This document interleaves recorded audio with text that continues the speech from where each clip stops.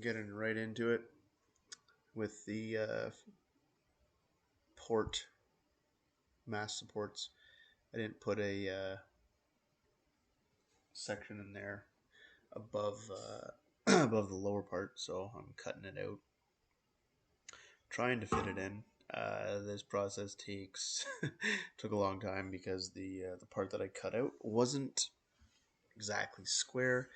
I have to cut around. I have to cut a notch to fit the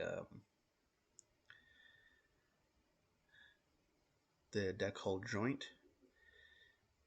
There's also a sort of caved in part below the side of the deck. So where I'm actually putting this has a raised section and a lowered section. So this part wasn't exactly easy, but it's got to be done to make the piece whole again.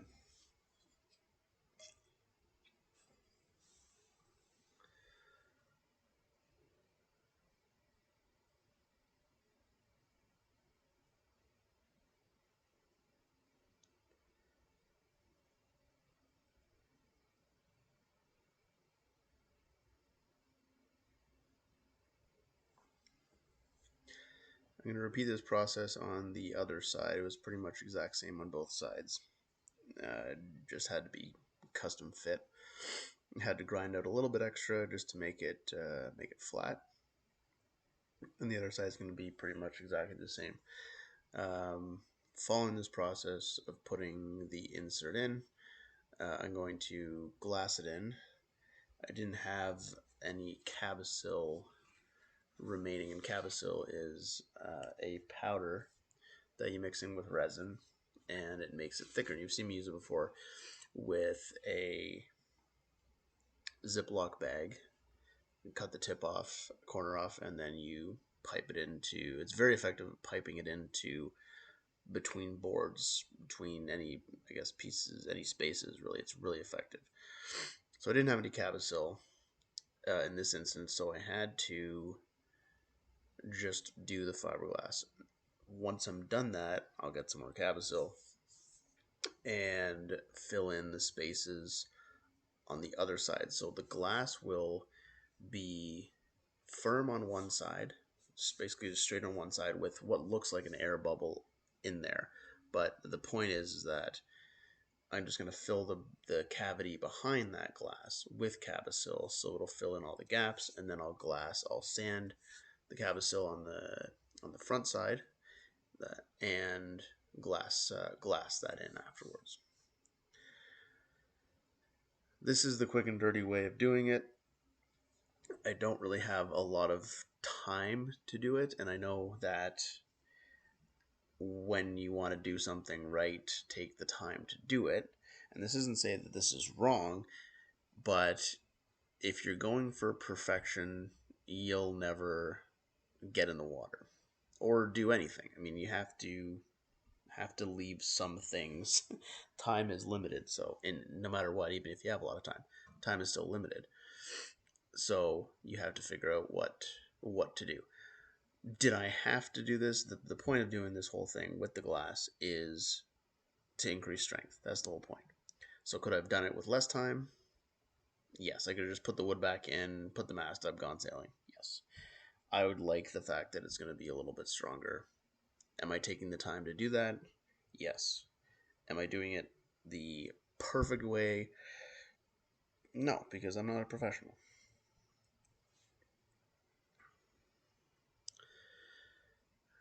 Same night, cut out the pieces of oak for the keel brackets, the middle keel brackets. Mixed a little bit of resin in the interior, screwed them together. So really, all this is going to do is stick the two pieces together.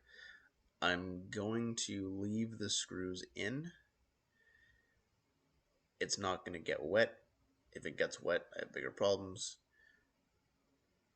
I'm also going to resin the entire piece.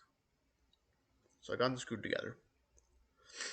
I think I messed up one of them, so I'm cutting out a new piece because the other piece wasn't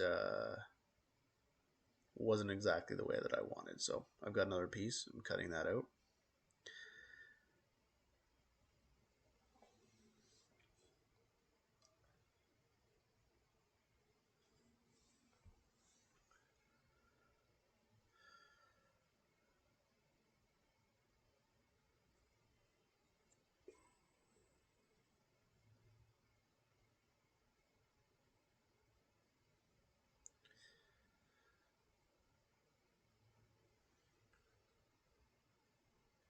So yeah, these are both screwed together. I guess I did two pieces actually, so a front and a back. The front keel bracket is in reasonably good shape. It's still very rusted, but it the bottom didn't rot out, and it looks a lot better than the back two. So here's actually a day shot. So I actually got out on the boat during the day, which is definitely new. Need to trim off the bottom of the screws. There's a piece sticking out. This is the keel bracket that I fabricated at home in an earlier video. It fits pretty well. I'm just gonna have to drill holes through the metal and then bolt that to the sides of the bunk. Now, because the bottom of the hull, like in the middle of the cabin here, is not straight across, it's sort of angled in and then it's bumpy in places. To make it fit, you don't just want to put a flat piece across because then all the pressure is on the right and the left sides. So I'm beveling this down with a sanding disc so that it sits on sort of all of the surfaces of this piece of oak actually sit on the bottom of the cabin. After this part, I'm going to put sealant. So it's sort of like a gasket maker. I did that on the previous one. I don't have a video of that, but when I did the previous, the aft keel bracket, I basically had put gasket maker and put it on the bottom, put the bolts through, put the keel bracket on the top of it, and secured it down. The entire boat smelled like a campfire because when you sand wood, this is kind of what happens. And oak is a very dense wood. The reason I'm using it is because it's dense. I'm not using pine or cedar or something like that. So oak is a very dense wood, so it's hard to sand, and it doesn't absorb water as well as pine or cedar. I didn't do a video of the front bracket, the middle bracket, but this is the aft bracket. I'm replacing the bolts. I had bolts fine that were before that were fine, but the downside that I had with those was that the bolts were a little bit too long and there was a shank. It wasn't threaded the whole way, so there was a limited amount of space that I could put thread. So now, trying to get that bolt out. Just gonna hammer it out with a screwdriver and the front of a spinnaker pole because sometimes you don't have a hammer. I have so many tools that I use for this, and I didn't bring a hammer. So guys helping me out on the bottom, pushing the bolt through. I'm just torquing it down. I'm not sure what the torque is. The torque is, I've heard, is supposed to be about 70 foot-pounds. I'm pretty sure this is a little bit more than that, but I feel okay about it because the load's kind of spread out everywhere. It's not just a bolt and a washer and a very limited amount of space that the pressure's being put on. These are big nuts that I'm putting on, extended nuts that I'm putting on for the eyes, and that's going to be used to raise the boat.